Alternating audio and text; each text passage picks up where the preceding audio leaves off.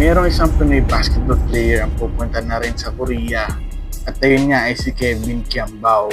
After nga na UAAP Finals ay siguradong didiretso na siya at maglalaro sa KBL. Sigurado madami na namang mambaba sa PBA kasi imbis magpa-draft na sa PBA lumipad pa sa KBL. Wala talaga tayong magagawa kasi alam naman natin sa ibang bansa is mas mataas magpasahod, hindi lang sa larangan ng basketball, kaya nga madaming OFW. Para sa akin simula nung ini-import yung mga PBA players para maglaro sa Japan, sa Korea, mas tinitake ko to as positive sign. Ibig sabihin, tumataas na ang value ng mga Pinoy basketball players. Hindi na sila pang Pilipinas lang. Ang mga talent ng Pinoy basketball players ay nare-recognize na sa ibang bansa. Dati, hanggang ngayon naman is may ini-import pa rin tayo ng mga foreigners. Pero di ba nag-iba na ngayon? Pinoy basketball players na ang ini-import. Tumataas na nga ang value ng mga Pinoy basketball players. I take it as a positive sign na one day meron isang pure Pinoy na madadraft sa NBA.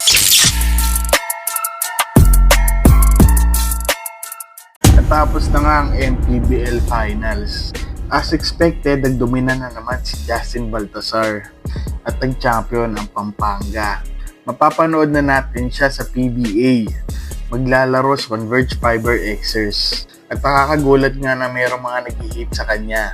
Nakakatawa tong comment na to na sinasabi niya magsisisi si Justin Baltazar sa PBA. Oo, naging star siya sa MPBL pero kayang-kaya niyang gawin yun sa PBA. Masyado mo namang minamaliit talaga si Justin Baltazar, no? Hindi naman magiging number 1 draft pick yan si Justin Baltazar sa PBA kung mahina siya. Hindi na daw sisikat sa PBA si Justin Baltazar. Diyos ko, baka nga ako yung pang-gilas player yan ni Coach Tim Cone.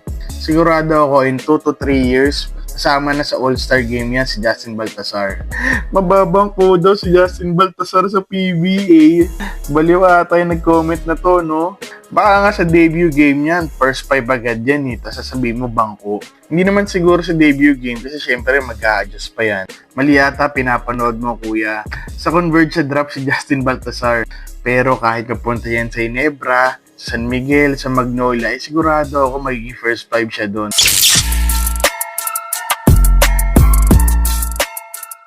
Pag lumalapit na nga ang Pasko, madami talaga nagsisale. At di umano, 2 team sa PBA ngayon ang on sale. Binibenta na nga ang 2 team na to according to Snow Badua. Ang isa nga daw dito ay Terra Firma Jeep. Pero ang true owner ng Terra Firma Jeep ay ayaw pa ibenta to. Ang pangalawang team nga daw ay open for selling sa halagang 150 million pesos. At ito ang Blackwater Bossing. Para sa akin, okay naman to. Kasi kung mag-expansion man, meron pa rin farm teams. Pero sana idamay na rin yung Northport Batang Pier. 3 na silang team ang alisin dito sa PBA. Kung totoo mang 2 team ang mawawala sa PBA, either Northport or Blackwater Bossing, kung sino man ang matitira sa inyong dalawa, sana maging competitive na kayo para mawala na yung farm team at dumami na ulit ang manonood ng PBA. Sa live sa arena, hindi sa TV. Kasi kitang-kita sa crowd ngayon na wala talaga masyadong nanonood. Dumadami lang naman nanonood pag playoffs o naglalaro ang Ginebra.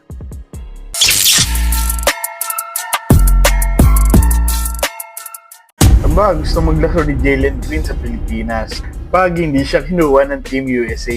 Ginawa pa nga tayong second option ni Jalen Green, no? Real talk lang, hindi natin kailangan ng NBA player kung hindi niya kaya mag-commit. Kasi nga gusto ni Coach Tim Cone maging solid yung chemistry. Ang binibuild nga ni Coach Tim Cone ngayon ay for long term na. Siguro kung yung mga preparation natin is mga 1 month lang, pwede mga NBA player. Kasi hindi naman kailangan ng preparation pagkakasama sila kasi alam naman natin bubuhatin nila tayo. Jalen Green, Jordan Clarkson, kaya magbuhat ng mga yan. Pero para sa akin, mas maganda talaga yung team na mas solid yung chemistry. Hindi yung mag-aamuyan na lang sila ng laro pag nandun na sa game. Kung kaya naman mag-commit ng matagal to ni Jalen Green at Jordan Clarkson sa Gilas Pilipinas, why not? Sino ba naman ang ayaw ng NBA player sa team nila? Sa ngayon, maganda pinapakita naman ng Gilas Pilipinas. So kung bigla tayo mag-a-adjust at ipapasok tong NBA player, masisira na naman yung chemistry. Mag-a-adjust na naman ng Gilas para sa kanya. Isa sa pinakamalaking problema ng PBA ngayon is crowd attendance. Kita naman pag nanonood ka ng TV is konti lang nanonood sa venue. One time nanonood pa nga ako, Ginebra game yun guys, hindi masyadong napuno. Dahil nga hindi nila mapuno, sinarado na rin nila pati yung Gen Ad. Sa Smart Araneta Coliseum yun guys. Napupuno lang naman ang venue pagka PBA Finals. Or pag do or die ang laro ng Ginebra. So ano dapat gawin ng PBA? Alam ko na comment ko guys. Alisin na yung mga farm team sa PBA. Alam naman natin ang hirap gawin nun. So may naisip ako ng other solution. Maglaro ang PBA team sa mga probinsya. Pumunta sila sa Laguna, sa Palawan, sa Cebu, at kahit saan pang malayo sa Manila. Kasi lagi sa Manila yung venue ng mga laro ng PBA. Hirap pa pumunta sa mga venue. Ako na tiga Pasig, pupunta pa ako ng Pasay sa MOA Arena, or pupunta pa ako sa Smart Araneta Coliseum na sobrang traffic sa QC. Kaya mas maganda siguro yung mga regular games is maglaro na lang sila sa probinsya. Tapos yung playoffs is okay nang ganapin dito sa Metro Manila.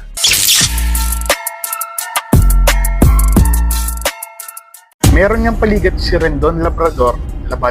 Ano man yung pangalan niya?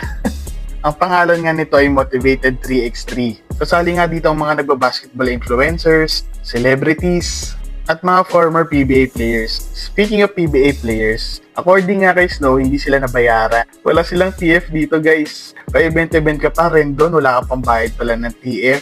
Sabi nga daw ni Rendon sa kanila, mag-video na lang sila at i-upload sa YouTube para kumita naman sila. Nasayang lang ang oras sa mga former PBA players na to. Sana naglaro na lang sila sa ligang labas. O kaya nagpa-tournament na lang sila. Napanood ko nga yung game at kitang-kita naman na walang palag talaga itong mga celebrity at influencers sa mga former PBA players. Si Yancy De Ocampo, alam naman natin hindi siya vlogger, so wala, nagpapawis lang siya doon, sinayang niya lang yung oras. Tama ka na rin doon, itigil mo na itong Motivated 3x3.